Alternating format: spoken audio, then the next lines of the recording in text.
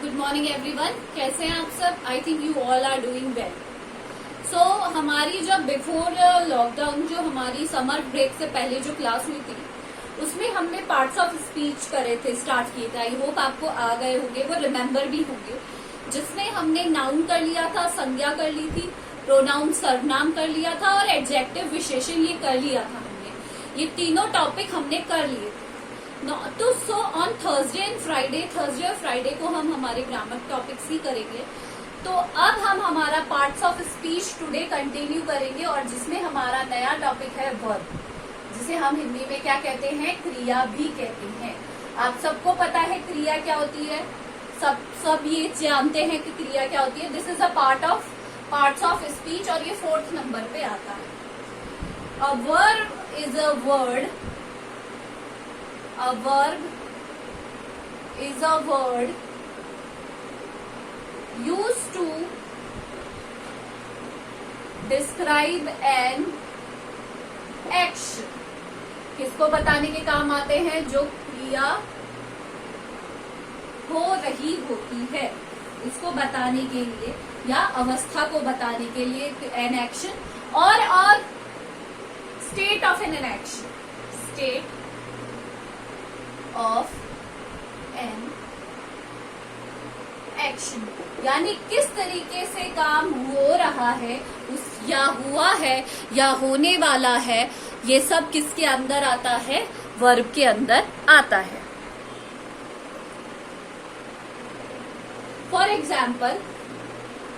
Example अगर हम देखें, आई राइट अ लेटर, मैंने क्या लिखा? एक पत्र लिखा। तो आई यहाँ पे क्या है? सब्जेक्ट, राइट है वर्ब और लेटर है ऑब्जेक्ट। तो यहाँ पे क्या हो रही है? लिखने की क्रिया हो रही है। तो वो किससे? ये क्या है? हमारे यहाँ पे वर्ब है। क्या है? क्रिया है, जबकि लिखने की क्या हो रही है? क्या लिख रहे हैं? पत्र लिख रहे हैं। अब सबसे पहले we will move to the parts of verb. There are 3 parts of verb. जो वर्ब है उसे क्लासिफाई किया गया है 3 पार्ट्स में। इसमें क्लासिफाई किया गया है। Verb is divided into 3 part. सबसे पहला है ट्रांजिटिव वर्ब, अकर्मक क्रिया, इंट्रांजिटिव सकर्मक क्रिया,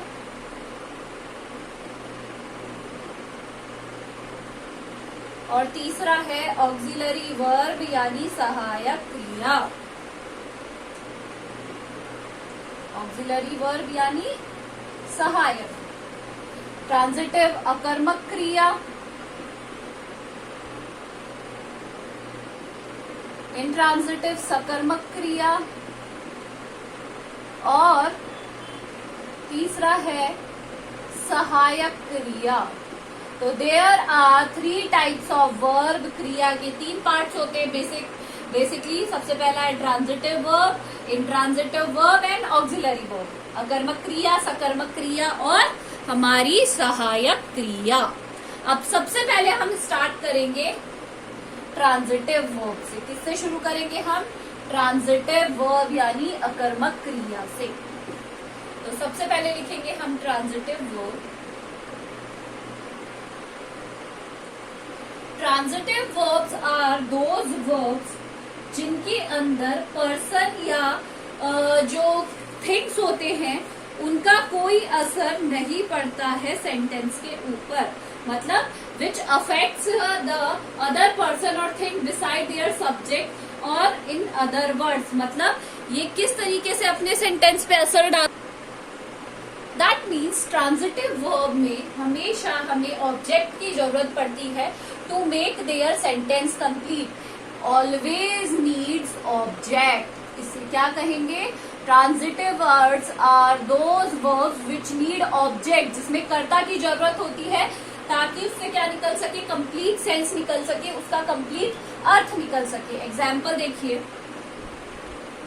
ओबे योर पेरेंट्स।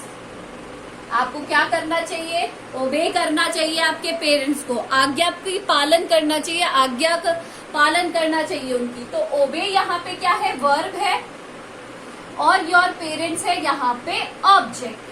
अगर यहाँ पे योर पेरेंट्स नहीं होते तो ये सेंटेंस क्या होता, इनकम्प्लीट होता। क्या यानी ओबे करो यानी आज्ञा, किसकी आज्ञा का पालन करना है, मम्मी की, पापा की, पेरेंट्स की, ग्रैंडफादर की, दीदी की, भैया की। तो ट्रांजिटिव वर्ब में हमेशा ऑब्जेक्ट की जरूरत पड़ती है। अगर ऑब्जेक्ट नहीं होगा तो इसका कंप्लीट मीनिंग नहीं निकलेगा। फॉर एग्जाम्पल एक और दिखाते हैं। The hunter killed a lion. Hunter killed a lion. अगर हम इसको सेंटेंस के अकॉर्डिंग क्लासिफाई करें, ये है हमारा सब्जेक्ट, ये है हमारा मेन वर्ब और ये है हमारा ऑब्जेक्ट।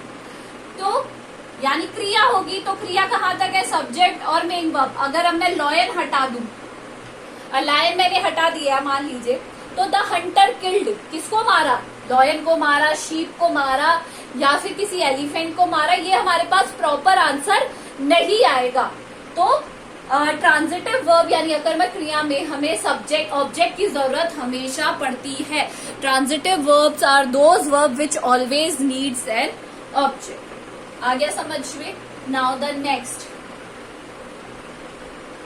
नेक्स्ट है हमारा intransitive verb.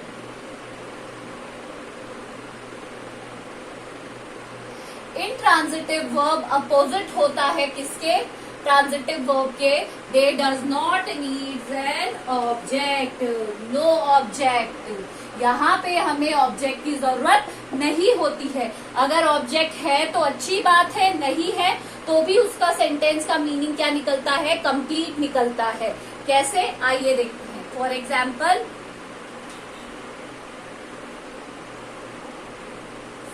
The girls laughed loudly. कैसे हंसती है, जोर से हंसती है। तो गर्ल्स इज यहाँ पे subject, laughed is verb and loudly is object over here. अब द गर्ल्स हंसती हैं, अगर मैं लाउडली हटा देती हूँ तो ये सेंटेंस कंप्लीट है। द गर्ल्स लाफ्ड, हंस रही हैं। अब जोर से हंसे, धीरे हंसे, तेज हंसे, इससे किसी को मैटर नहीं करता है।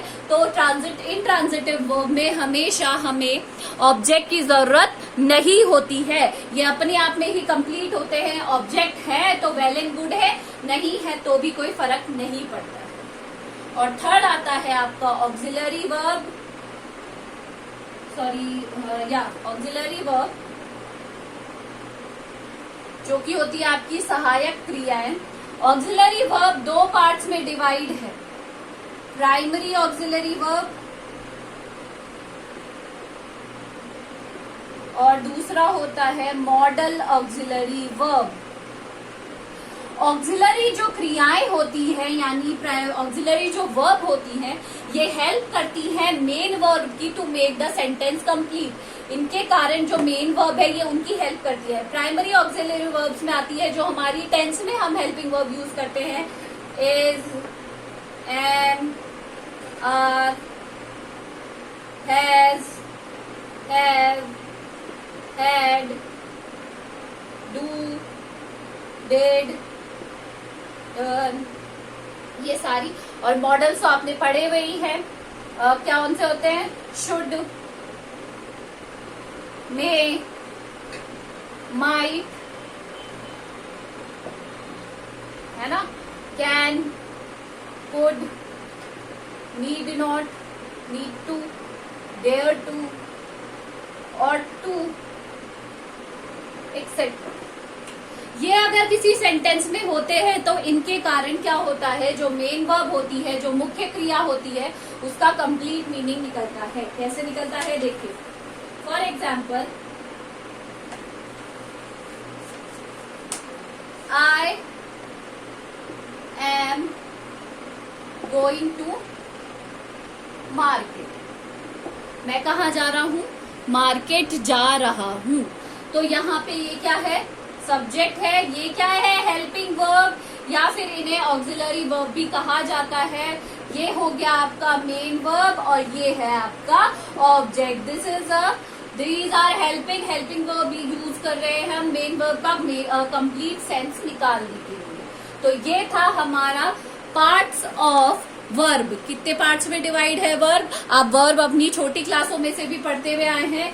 There are 3 types of verbs, transitive verb और intransitive verbs and auxiliary verbs. Transitive verb में ऑलवेज, हमेशा भी always need an object to make it sense complete, and in intransitive verb we do not need, हमें कभी जरूरत ही नहीं पड़ती है ऑब्जेक्ट की to make it complete sense. And auxiliary verbs are those verbs which help the main verb to make the sentence complete। ये किस लिए हेल्प करते हैं, auxiliary verb to make the sentence complete, या फिर उनका जो सेंस है, उनका जो मीनिंग है वो कंप्लीट। सो आज हमने वर्ब कर लिया है।